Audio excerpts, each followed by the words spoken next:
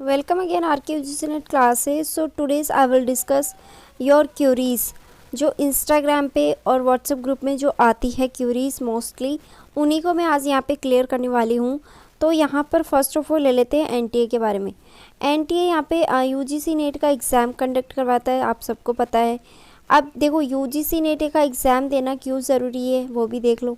UGC net का exam दोगे तो आप असिस्टेंट प्रोफेसर की यहाँ पे अप्लाई कर सकते हो किसी भी यूनिवर्सिटी या कॉलेज के अंदर।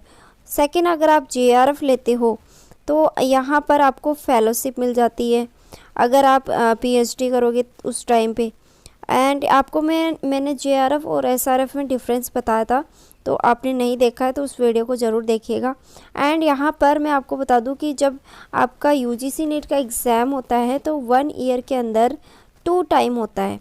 ओके, 2 टाइम मीन्स यहाँ पे आपका जून को भी एग्ज़ाम होता है एंड दिसंबर वाला भी एग्ज़ाम होता है।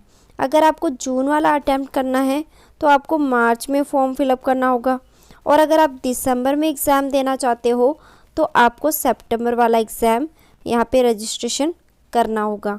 सो आई थिंक आपको एक डाउट तो क्लियर हो गया होगा कि आपका जो यूजीसी नेट का एग्ज़ाम है वो 2 टाइम कंडक्ट होता है। कोरोना के पेंडेमिक में यहाँ पे नहीं हो पाया था, बट अब कंटिन्यूसली होगा। एंड आपको मैं बता दूँ कि सेकंड जो क्यूरीज आती है कि यहाँ पे एलिजिबिलिटी यहाँ पे क्या होती है आपकी, देखो यूजीसी नेट के बारे में, यूजीसी नेट और जीआरएफ के बारे में दोनों की ही बात कर रही हूँ मैं यहाँ पे। तो यहाँ पे होती है आपकी क्वालिफ़िकेशन होती है, मास्टर डिग्री होना कंपलसरी है। और अगर आप जनरल कैटेगरी से आते हो तो आप पे 55% मार्क्स, और अगर आप OBC SC ST PWD candidate हो तो आपके 50% मार्क्स होना चाहिए। प्लस आपकी जो एज लिमिट है यहाँ पे वो जेआरएफ के लिए है 31 ईयर, मतलब आप इससे ज़्यादा अबव हो तो आप जेआरएफ के लिए यहाँ पे नहीं कर सकते, बोथ यहाँ पे नहीं कर सकते हो।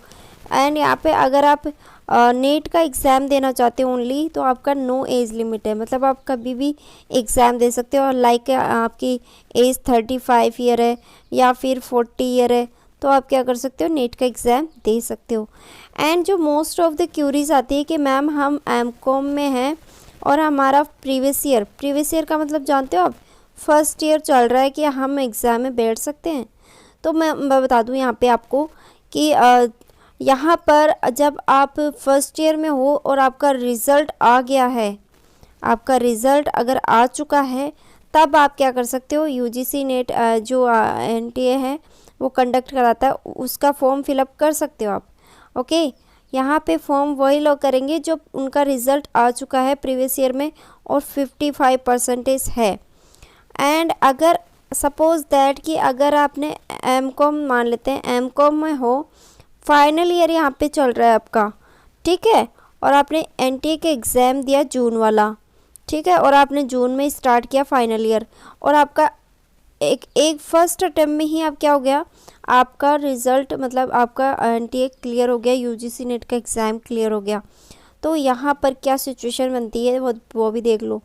अगर आप क्लियर कर चुके हो यूजीसी नेट का फर्स्ट टाइम पे ही, तो और आपकी फाइनल एमकॉम फाइनल अभी नहीं किया है आपने, या एमए फाइनल नहीं किया है, या फिर एमएससी फाइनल नहीं किया है, तो उन सभी के लिए एक ही कंडीशन अप्लाई होती है कि अगर आपका जो यूजीसी नेट तभी यहाँ पे वेरीफाई माना जाएगा जब आपका जो एमकॉम की फाइनल की जो रिज़ल्ट आता है उसमें 55% होना कंपलसरी है, बोथ मतलब मार्कशीट्स में मिला के, previous year plus final year, ठीक है, ऐसे दोनों का मिला के 55% होना कंपलसरी है। आई थिंक आपका ये भी डाउट यहाँ पे क्लियर हो गया होगा। नेक्स्ट बात कर लेते हैं यहाँ पे एग्ज़ाम पैटर्न की। एग्ज़ाम पैटर्न पहले 2017 में तो आपका ऑफलाइन होता था, मैं आपको बता दूं मैंने भी ऑफलाइन ही दिया था फर्स्ट टाइम पे। एंड यहाँ पर आप यहाँ पे 2017 में ऑफलाइन होता था, आपके 3 पेपर्स होते थे, मैं आपको बता दूं क्लियरली, क्योंकि मुझे एक्सपीरियंस है, मुझे पता है कि एग्ज़ाम कैसे हुआ था कैसे नहीं हुआ था। मुझे भी पहले स्टार्टिंग में नहीं पता था, किसी ने नहीं बताया था कि कैसे एग्ज़ाम होता है, बस ऐसे रिव्यू लेने के लिए गई थी एग्ज़ाम देने के लिए। सो मुझे पता चला कि वहाँ पे पेपर फर्स्ट होता है जिसमें से 60 क्वेश्चंस आते थे पहले, ठीक है, जिसमें से 50 क्वेश्चंस करने होते थे, ठीक है। और फिर आपका जो पेपर 2 होता था उसके अंदर आपके 50 क्वेश्चंस आते थे जो 50 करने होते थे, और जो थर्ड पेपर होता था उसमें 75 क्वेश्चन आते थे और 75 क्वेश्चन ही करने होते थे। तो इस तरीके से एग्ज़ाम होता था, बट वहाँ पे गैप होता था बीच में पेपर फर्स्ट और पेपर 2 और पेपर 3 के बीच में, इन दोनों के बीच में गैप होता था। अगर कोई स्टूडेंट छोड़ के आ सकता था तो वो पेपर फर्स्ट दे के भी आ सकता था, भाई हाँ चलो रिव्यू ले लिया, कुछ समझ में नहीं आ रहा है, चलो आ गए वापस। तो यहाँ पर अब गैप नहीं होता है, बिकॉज अब ऑनलाइन होने लग गया है आपका एग्ज़ाम। 2018 से आपका ऑनलाइन हो गया एग्ज़ाम, ठीक है, 2018 से। बट अब मेजर चेंज क्या कर दिया था कि जो आपका पेपर फर्स्ट और पेपर 2 और पेपर 3 को क्या कर दिया, यहाँ पे मर्ज कर दिया गया। मतलब पेपर फर्स्ट तो आपका होता ही होता है, 50 क्वेश्चंस आते हैं, 50 क्वेश्चंस करने होते हैं। पहले 10 क्वेश्चन छोड़ने पड़ते थे, कोई से भी आप 10 क्वेश्चन छोड़ दो, 60 क्वेश्चंस आते थे, 50 क्वेश्चंस आपके करने होते थे। अब क्या कर दिया, 2 और 3 पेपर को मर्ज कर दिया, ठीक है, 2 और पेपर 3 को मर्ज करके यहाँ पे पूरे 100 क्वेश्चंस ही देने लग गए। तो 50 प्लस और 100 क्वेश्चन कितने हो गए, 150 क्वेश्चंस हो गए आपके, 150 क्वेश्चंस। एंड यहाँ पे आपका जो नंबर ऑफ़ क्वेश्चंस होते हैं वो 2 मार्क्स का होता है, 2 मार्क्स का होता है। तो आपका 150 क्वेश्चंस आते हैं इंटू 2, तो आपका 300 यहाँ पे नंबर हो गया। तो आपको मैं बता दूँ कि आपको क्वालिफाइंग करने के लिए कितने मार्क्स चाहिए, 300 में आपके मैक्सिमम आपके 230 मार्क्स चाहिए आपको नेट क्लियर करने के लिए। अगर आप JRF में आना चाहते हो तो 250 के यहाँ पे मतलब यहाँ पे एग्ज़ाम आपको नंबर लाने होंगे। सो आपका ये डाउट भी क्लियर हो गया होगा। नेक्स्ट अपन बात करते हैं यहाँ पे इसकी फ़ीस एप्लीकेशन के बारे में। पहले यहाँ पे बहुत ही कम फ़ीस थी, बट यहाँ पे धीरे धीरे NTA बढ़ाता गया फ़ीस को। 2017 में तो शायद यहाँ पे 400 थी, जो जनरल वालों की थी 800 थी।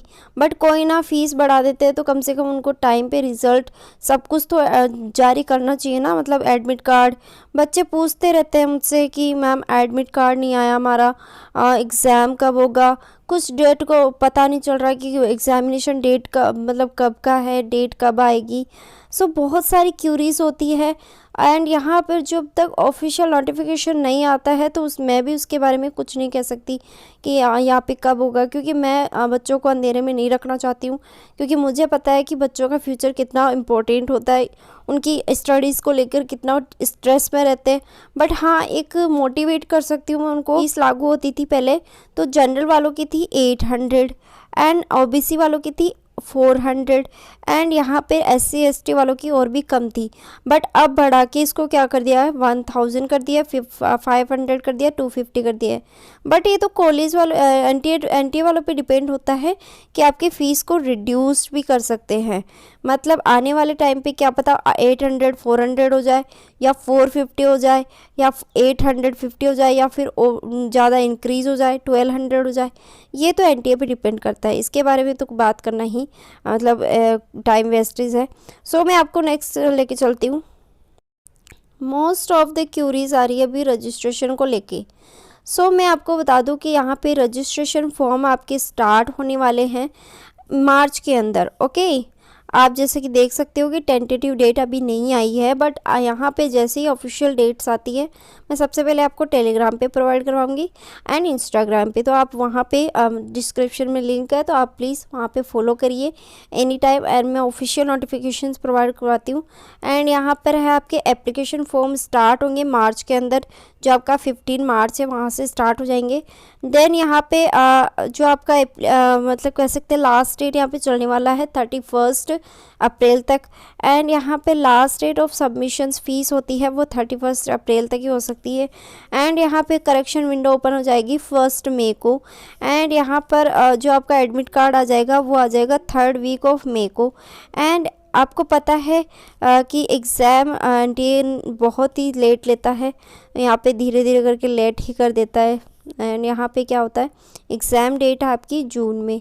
सो एग्ज़ाम डेट की अपन बात नहीं करें तो अभी एप्लीकेशन फॉर्म की बात करते हैं कि आपका एप्लीकेशन फॉर्म आपका मार्च के अंदर तो 100% आ ही जाएगा, या फिर अप्रैल के फर्स्ट वीक में आ जाएगा। ठीक है, जैसे ही आता है ऑफिशियल नोटिफिकेशंस मैं आपको सबसे पहले प्रोवाइड करवाऊंगी। एंड आपको मैं बता दूं कि एनटीए अगर आप करते हो, यूजीसी नेट का एग्ज़ाम क्लियर करते हो, तो डायरेक्टली आपको कॉलेजेस में आपको पढ़ाने के लिए लेक्चरशिप में ले लेते हैं विदाउट किसी क्यूरीज़ के या विदाउट किसी प्रॉब्लम के। तो मैं आपको बता दूं कि यहाँ पे मैं भी कॉलेज लेक्चरर हूँ एंड यहाँ पर क्या होता है कि आपका सिर्फ नेट होना चाहिए। तो जेआरएफ कब होना चाहिए आपको, मैं वो भी क्लियर कर देती हूँ। जेआरएफ आपको तब चाहिए होता है जब आप पीएचडी करते हो, ठीक है।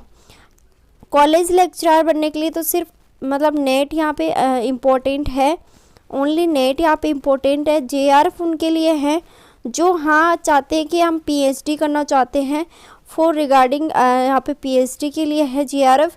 जेआरएफ क्या होता है, आपका जूनियर रिसर्च फेलोशिप मिलती है आपको, मतलब कुछ अमाउंट मिलती है आपको जो आप पीएचडी करते हो उस टाइम पे। ये वैलिड होता है जेआरएफ 2 इयर्स के लिए। देन आफ्टर आपका कन्वर्ट हो जाता है एसआरएफ में। मैंने इसका डिटेल वीडियो बना रखा है जेआरएफ और एसआरएफ का, कितनी आपको अमाउंट मिलती है। अब समथिंग 25 लाख 1 ईयर के समथिंग मिलती है, तो आप पूरा वीडियो देख सकते हो जाके। एंड नेट उनके लिए है जो कॉलेज में पढ़ाते हैं, ओके, डायरेक्टली आपके पास में वहाँ पे ले लेते हैं। हाँ, और एक नेट करने का बेनिफिट ये भी है कि आपका जो पीएचडी एडमिशन होता है उसके अंदर आपका डायरेक्ट एंट्री हो जाती है। मतलब कि ऐसे कॉलेज होते हैं जो नीट जिसने क्लियर किया हुआ है तो वो डायरेक्ट यहाँ पे मतलब यहाँ पे उनका सिलेक्शन कर लेते हैं पीएचडी में। आपको रेट का एग्ज़ाम नहीं देना होता। अभी रेट का एग्ज़ाम क्या है, रेट का एग्ज़ाम होता है रिसर्च एंट्रेंस टेस्ट। मतलब आप जब पीएचडी करोगे तब आपको एक टेस्ट देना होता है और वो टेस्ट है आपका क्या है, रेट एग्ज़ाम है, ठीक है, जिसको कहते हैं रेट एग्ज़ाम। एंड मैं आपको बता दूं कि इसका जो सिलेबस होता है, इस रेट एग्ज़ाम का सिलेबस क्या होता है, वो होता है आपका यूजीसी नेट का सिलेबस। यहाँ पे आपके जो 50 क्वेश्चंस आते हैं वो तो आते हैं रिसर्च से, एंड जो 50 क्वेश्चंस आते हैं वो आपका आता है सब्जेक्टिव, जो भी आपका सब्जेक्टिव लाइक कॉमर्स है, हिस्ट्री है, मैनेजमेंट है या अदर्स आप सब्जेक्ट से हो, तो यहाँ पे 50% वेटेज रखता है आपका सब्जेक्टिव, ओके। तो यहाँ पर मैं आपको बता रही थी कि यहाँ पे रेट एग्ज़ाम में एग्जाम्ड होता है जो भी आप यूजीसी नेट का एग्ज़ाम करते हो। आई थिंक आपके ऑल डाउट्स क्लियर हो चुके होंगे, और अगर आपके कोई भी डाउट्स क्यूरीज है तो आप मुझे मैसेज कर सकते हो। व्हाट्सअप लिंक है जो डिस्क्रिप्शन में है, इंस्टाग्राम पे भी मैसेज कर सकते हो, एंड यहाँ पे कमेंट भी कर सकते हो। तो मैं उस पर वीडियो ज़रूर बनाऊँगी। So thank you so much for watching this video. Please share with your friends.